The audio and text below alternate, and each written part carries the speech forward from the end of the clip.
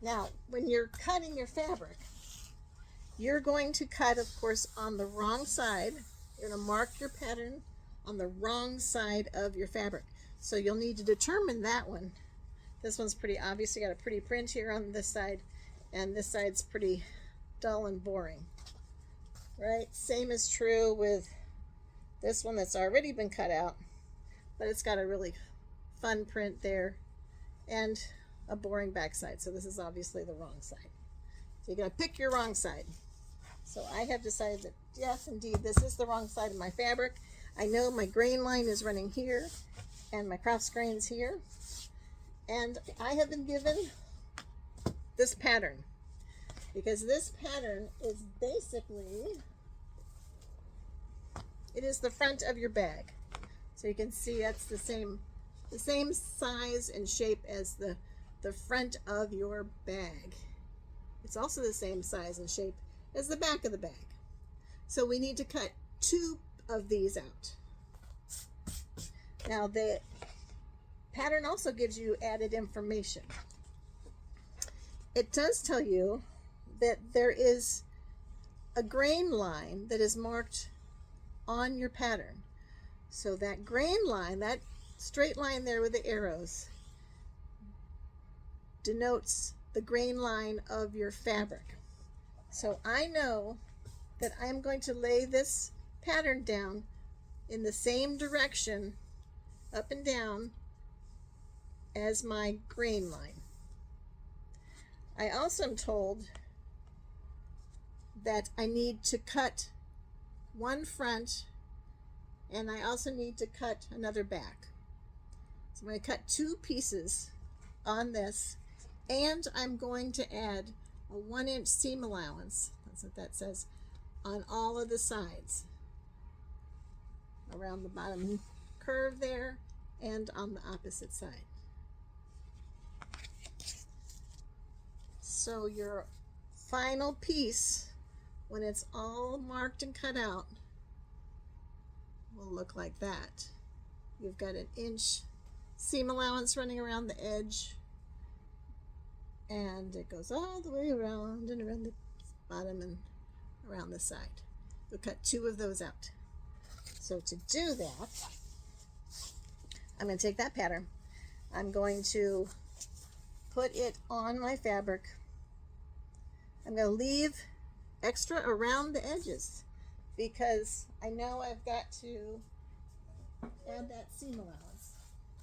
I'm going to use these tacks, and I'm going to hold my pattern down in place, especially after I check and make sure that I do indeed have my line pretty straight. So I'm going to measure from that edge and measure 7 3/4. So that's what I'm doing. I'm measuring from the edge of the fabric. There it is. And yep, that's pretty close. So I've got the same distance from that selvage edge to that line, to my grain line. So I'm going to plaster that down. It's in place.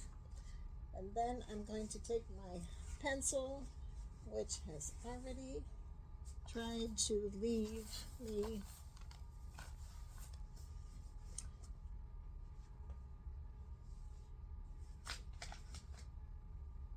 and I am going to draw a line right along the edge because this is the shape I want to create. I'm going to hold this down and draw this line around the edge of my pattern. Whoops. You stay there. So I'm going to go all the way around. Okay. Take that out. There's my shape.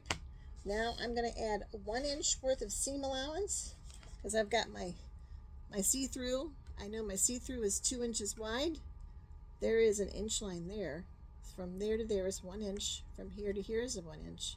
So I'm going to run that line on my pencil line and mark another line 1 inch above. So that'll be 1 inch above. So I've got my stitching line, which is what the line is that I first created. That's my stitching line. This is now going to be my cut line.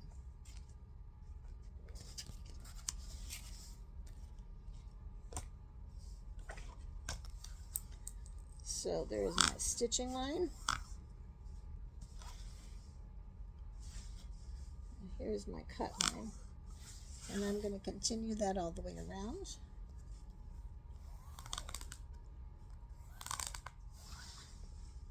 And here, since it's a curve, what I do is I just kind of work this around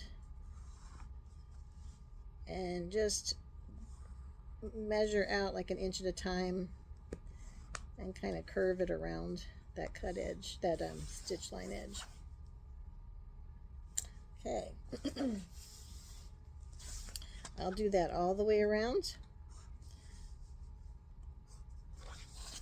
And then I would then cut out that piece. Oops, let's use this one.